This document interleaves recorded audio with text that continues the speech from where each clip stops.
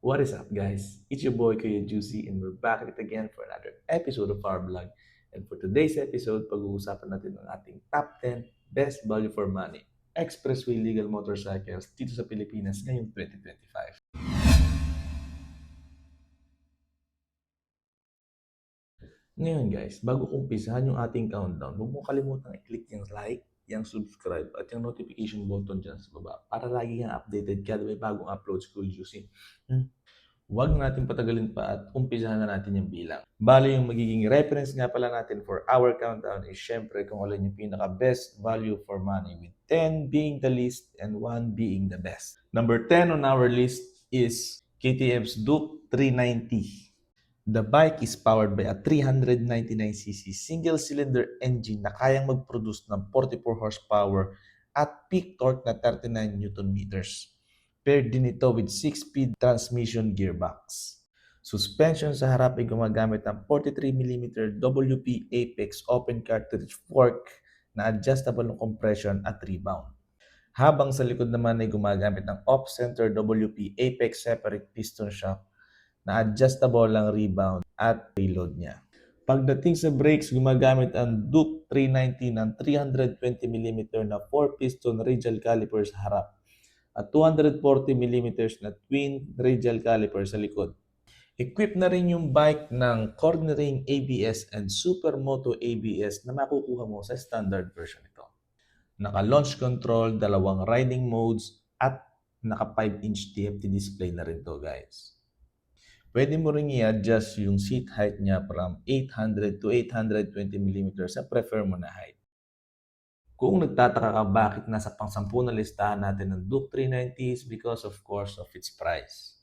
Well, makukuha mo yung standard version ng Duke 390 sa halagang 289,000 pesos. And 380 naman sa Supermoto version nila, which is sa tingin ko is you can get more do sa price point niya. Now, let's move on to the number 9 on our list, which is ang Husqvarna Vetpillen 401. The bike is powered by a 373cc single-cylinder 4-stroke liquid-cooled single overhead cam engine na kaya mag-produce ng 43 horsepower at peak torque na 37 Newton meters. The bike's seat height is 835mm at ang wheelbase niya is 1,368mm. Pagdating naman sa brakes ay gumagamit ng 320mm disc sa harap at 240mm disc sa likod. Now for the body, gumagamit ito ng steel trellis frame at sa suspension naman is almost identical lang din to sa pinsan niya na Duke 390. Now, let's move on dun sa features ng bike. Guys, naka-quick shifter up and down, merong phone connectivity, naka 5-inch TFT dash, meron ding anti-theft immobilizer na pwede mong makuha sa standard version. And guys, nag-start yung price point ni Vetpillen around 315,000 to 325,000 pesos. Well, siguro nagtataka kayo kung bakit nasa top 9 si Vetpillen and si Duke 390 is nandun sa top 10.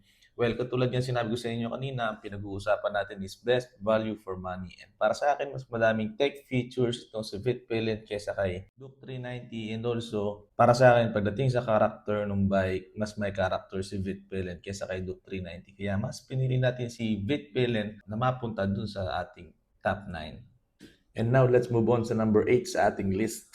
Honda Rebel 500.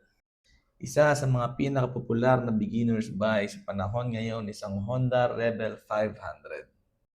Powered by a 471cc liquid-cooled parallel twin 4-stroke 8 valves dual overhead cam engine na may lakas na 46.9 horsepower at peak torque na 43 Newton meters. Isa sa mga selling point ng bike na to is ang seat height niya na may taas lang na 690mm na napaka-friendly lalo sa mga beginner na rider.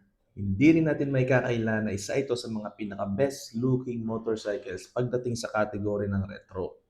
Kaya naman isa itong Honda Rebel sa mga top selling motorcycles ng Honda. Walang masyadong text and features, talagang riding comfort at poging-poging aesthetic lang talaga yung kayang ibigay ni Honda Rebel. Kaya nasa top 8 siya na listahan natin. Makukuha mo si Honda Rebel 500 sa halagang 399,000 pesos. Sulit ba para sa kanyang price point? Pwede na, pero compared sa mga nauna natin sa listahan na naka-single cylinder and nasa around 300,000 na rin naman yon, si Honda Rebel is naka-parallel twin na. So, para sa akin, nilagay natin siya dun sa top 8 ng list natin. The number 7 on our list, CF Moto CLC 450. Isa sa mga pinagkakaguluhan ngayon pagdating sa beginner category ay ang CF Moto CLC 450. Sa puso ng CLC ay ang 449cc liquid-cooled parallel twin engine na kayang mag-produce ng 40 horsepower at peak torque na 41 Newton meters. Di may kakaila na isa ito sa mga kompetensya nung nauna sa listahan natin na Honda Rebel 500. Naka 690mm na seat height katulad kay 500 na napaka-friendly para sa mga new riders. Naka-inverted shock sa harap, monoshock sa likod, dual channel ABS, naka-round TFT para sa dash, at merong traction control, guys. Tulad ng sabi ko kanina, si CLC ay malaking rival ni Rebel 500. Pero when I say rival, yun ay pagdating sa looks at dun sa performance ng bike. There's no way na kayang tapatan ni Rebel 500 si CLC pagdating sa price point kasi makukuha mo si CF Moto 450 CLC sa halagang 287,000 pesos, guys. For all of the features, ganun kamura. Moving on to the next bike on our list is the Kawasaki Z500. Isa sa mga pinakamalulupit na latest release ng Kawasaki is ang Kawasaki Z500. Galing sa naunang version na Z400, nagkaroon ng 52cc displacement bump at mangilan-ngilang bagong features na wala ang dating Z400. Powered by a 451cc parallel twin na kayang mag-produce ng 51 horsepower at peak torque na 42.6 Newton meters. Isa rin ito sa mga top choice ko pagdating sa beginner bike dahil meron itong friendly na seat height na 785mm at weight na 166 kilograms. At ito ang ilan sa mga features ni Z500. Naka-assist and slipper clutch, lightweight na trellis frame, large diameter disc brakes, at ang isa sa mga pinaka-nagustuhan ko ay ang bagong aggressive na super naked appearance ng Z500. Naka-super wide ang handlebar at makakakuha ka ng full TFT display kung kukuha ka ng special edition nila. Bago na rin ang styling ng headlights at taillights nito.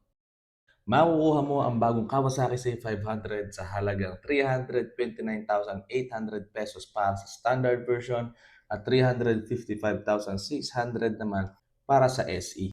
Number 5 on our list is ang Honda CB500 Hornet. Kompetensya ng bagong Kawasaki Z500 is ang CB500 Hornet ng Honda. The bike is powered by a 471cc parallel twin liquid-cooled dual overhead cam engine na kaya mag-produce ng 47 horsepower at peak torque na 43 Newton meters. Guys, gumagamit ng front suspension ng Showa 41mm upside-down fork at sa likod naman ay ProLink na adjustable ang preload niya. May bigat na 188 kg at seat height na 785mm. Kaya super friendly itong bike na to sa mga beginner riders. Naka-dual disc brake sa harap at gumagamit ng Nissin axial mounted 2-piston calipers habang sa likod naman ay naka-single disc brake na naka-single piston caliper.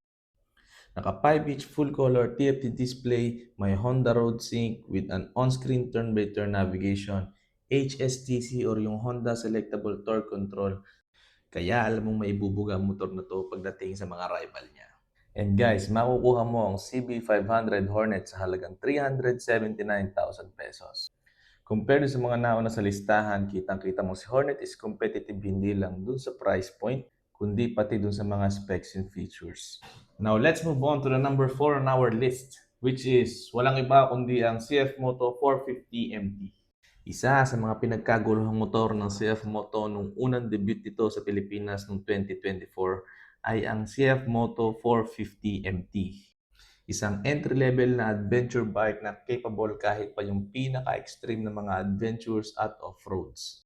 Powered by a 449.5cc 2-cylinder 4-stroke liquid-cooled dual overhead cam engine na may lakas na 44 horsepower at peak torque na 44 Newton meters. Sa harap ay gumagamit ng 41mm KYB upside suspension na adjustable ang compression at damping, habang sa likod naman ay naka-multilink KYB rear suspension na adjustable ang preload, compression, and rebound. Pagdating naman sa brakes, gumagamit ng J1 320mm single disc 4-piston caliper sa harap at 240mm single disc single piston caliper naman sa likod.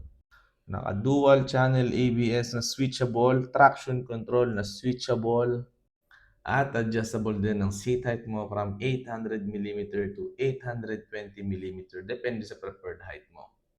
Equipped din ito with 5-inch TFT display.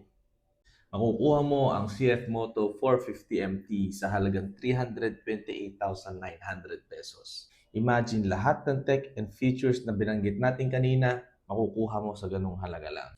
Number 3 on our list, walang iba kundi ang CF Moto 450NK and CF Moto 450SR.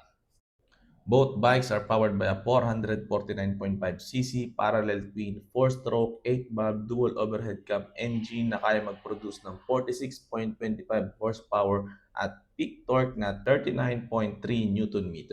Naka 37mm upside down fork sa harap at naka single shaft na 120mm travel sa likod. Pagdating sa brake, gumagamit ng dual disc 4-piston caliper sa harap, habang sa likod naman ay naka-single disc with single piston calipers, both equipped with ABS. Dry weight na 168 kg at seat height na 795mm. Naka 5-inch TFT display, yung SRS version is naka quick shifter upshift, at meron ding smartphone connectivity via CF Moto Ride app. Hindi mo ikakailang isa ito sa mga best pick motorcycle dito sa Pilipinas, kaya kahit saan ka lumingon, magkikita ka ng 450NK or 450SR. Bakit ba naman hindi? Kung makukuha mo ang CF Moto 450NK sa halagang 272,800 pesos lang. Habang ang SR naman ay makukuha mo sa halagang 318,000 pesos. Sulit na sulit ang kada kusing na ibabayad mo sa mga motor na to, kasi ibibigay talaga nila yung mga pangangailangan mo sa isang motor.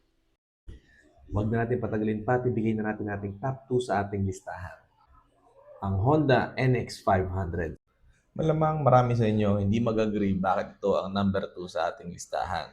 Pero para sa akin yung top 5, pwede magka-interchange yun. Depende sa preference mo sa motor. And NX500 is one of my favorite bikes. Well, biased, no? Hindi ko rin alam bakit gandang-ganda ako sa motor na to. The bike is powered by a 471cc liquid-cooled 4-stroke dual overhead cam parallel twin engine na may lakas na 47 horsepower at peak torque na 44.7 Nm. Pagdating sa braking, naka-dual 296mm disc with Nissin axial mount 2-piston caliper sa harap at isang single 240mm disc na single piston caliper sa likod. Pagdating naman sa suspension ay naka-Showa 41mm upside down fork sa harap at ProLink mono with 5-stage preload adjuster steel hollow cross swing arm sa likod. May bigat na 196 kg at seat height na 834mm. Hindi advisable para sa mga beginner riders since medyo mabigat at medyo mataas ang bike na to. Para sa akin, isa to sa mga pinakamagandang bike na inilabas ni Honda at isa sa mga pinaka-underrated pagdating sa adventure category. Makukuha mo ang NX500 sa halagang 409,000 pesos. Para sa akin, sulit na yung presyo na yon. Ewan ko lang sa inyo. Bago tayo pumunta sa number 1 sa listahan natin, huwag mo munang kalimutan mag-like at mag-subscribe sa channel natin para lagi kang updated kung may bagong pakulo si Kuya Juicy. Anyway, huwag na natin patagalin pa at pumunta na tayo sa number 1 sa listahan natin. Ang Triumph Speed 400. Ang kaisa-isang bike na nag-check ng lahat ng boxes ng mga kailangan natin pagdating sa 400cc category na bike. Looks, performance, reliability, at syempre yung price ng bike. Hindi palagi na makakakita ka ng isang premium brand na maglalabas ng ganitong kamurang premium na bike. Powered by a 399cc single-cylinder 4-valve dual overhead cam liquid-cooled engine na kaya mag-produce ng 40 horsepower at peak torque na 37.5 Nm. Sa front suspension ay gumagamit ng 43mm upside-down big piston forks at sa likod naman ay naka-monoshock RSU with remote reservoir na adjustable ang preload. May bigat na 179 kilograms at seat height na 803 millimeters. Pagdating naman sa braking system, naka-dual channel ABS harap at likod. Sa harap, gumagamit ng 300mm fixed disc 4-piston radial caliper, habang sa likod naman ay naka 230mm fixed disc floating caliper. Ang Speed 400 ay may price tag na 299,000 pesos. It's not always na magkikita ka ng premium brand na mag-o-offer ng ganyang kamurang halaga para sa bikes nila. Ibinaba nila yung presyo ng bike para makuha yung market sa 400cc category, and parang nag-work naman yung ginawa nila. Ibinaba nila yung price without compromising yung quality and yung performance ng bike. And that is why Triumph Speed 400 ang nagwagi sa listahan natin. At dito na nagtatapos ang ating listahan ng top 10 best value for money expressway legal motorcycles dito sa Pilipinas ngayong 2025. Kung nakatulong sa iyo yung video, huwag ka nang mahiya at i-click mo na yung like and subscribe button dyan sa baba para updated ka kada may bagong pakulo si Kuya Juicy. Kaya ride safe ka, Juicy. Peace out.